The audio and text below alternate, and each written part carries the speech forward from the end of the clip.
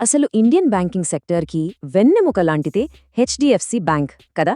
Stock మార్కెట్లో అదొక తిరుగులేని శక్తి. కానీ అలాంటి బ్యాంక్ కేవలం 2 రోజుల్లో కుప్పకూలిపోయింది. అంటే ఊహించండి, వేల కోట్ల ఇన్వెస్టర్ల డబ్బు ఆవిరైపోయింది. ఇంతకీ బ్యాంక్ లోపల ఏం జరుగుతోంది?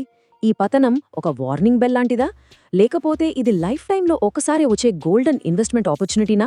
పదండి, ఈ అనాలిసిస్లో ఈ ప్రశ్నలన్నిటికీ సమాధానాలు తెలుసుకుందాం. -9%. ఇది జస్ట్ ఒక నంబర్ కాదు, మార్కెట్లో ఒక పెద్ద భూకంపం లాంటిది. లక్షలాది ఇన్వెస్టర్ల గుండెల్లో రేళ్లు పరిగెత్తించిన నంబరిది.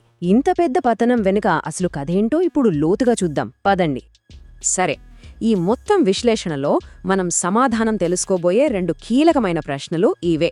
ఫస్ట్, అసలు ఈ క్రాష్కి కారణమేంటి అది తెలుసుకుందాం. ఆ తర్వాత ఈ కష్టకాలంలో ఇన్వెస్టర్ల ముందున్న దారేంటి అనే దానిపై ఒక క్లారిటీ తెచ్చుకుందాం. మనం ఈ టాపిక్ని ఎలా చూడబోతున్నామంటే, ముందుగా ఈ పతనం ఎంత తీవ్రంగా ఉందో చూద్దాం.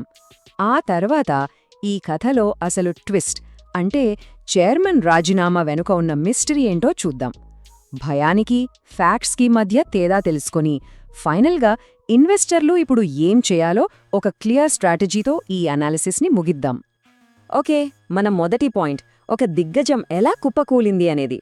హెచ్డిఎఫ్సి బ్యాంక్ను మార్కెట్లో ఒక పిల్లర్ అని ఎందుకంటారో, మరి అలాంటి స్టాక్ ఇలా పడిపోవడం ఎందుకంత పెద్ద విషయమో ఇప్పుడు చూద్దాం. ఈ పతనం ఎంత పెద్దదో చూడండి. ఇది కేవలం ఒక కంపెనీ షేర్ వాల్యూ తగ్గటం కాదు, కేవలం 2 రోజుల్లో వేల కోట్ల సంపద మాయమైపోయింది. స్టాక్ ప్రైస్ ఏకంగా 52 వారాలలో అంటే 770 రూపాయలకి పడిపోయింది. దీంతో మార్కెట్లో లక్షలాది మంది ఇన్వెస్టర్లలో ఒక రకమైన భయం, టెన్షన్ మొదలైంది.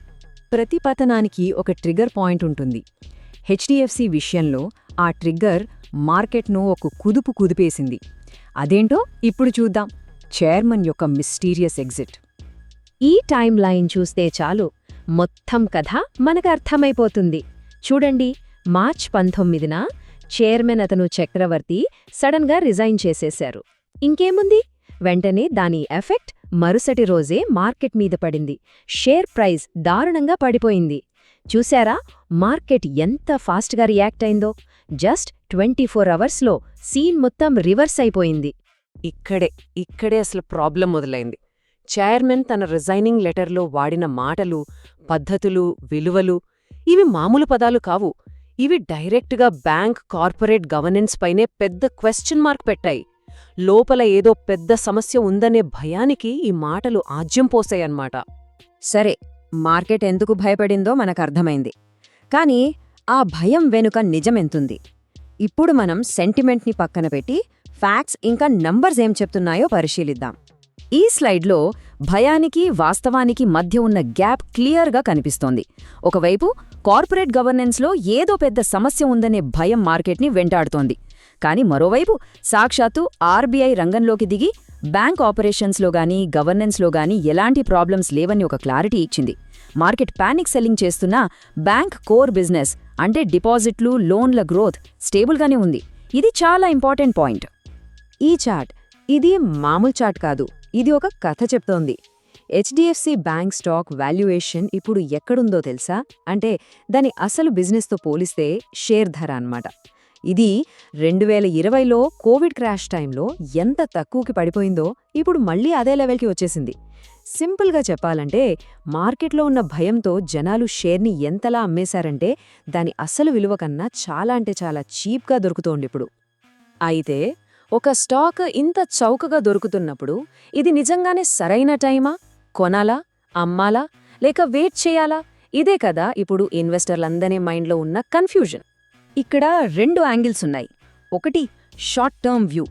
కొత్త చైర్మన్ వచ్చేదాకా మార్కెట్లో అనిశ్చితి ఉంటుంది, వోలటాలిటీ తప్పదు. ప్రైజ్ 770 రూపాయల నుండి 850 రూపాయల మధ్యలోనే తిరగొచ్చు. కానీ రెండోది లాంగ్ టర్మ్ వ్యూ.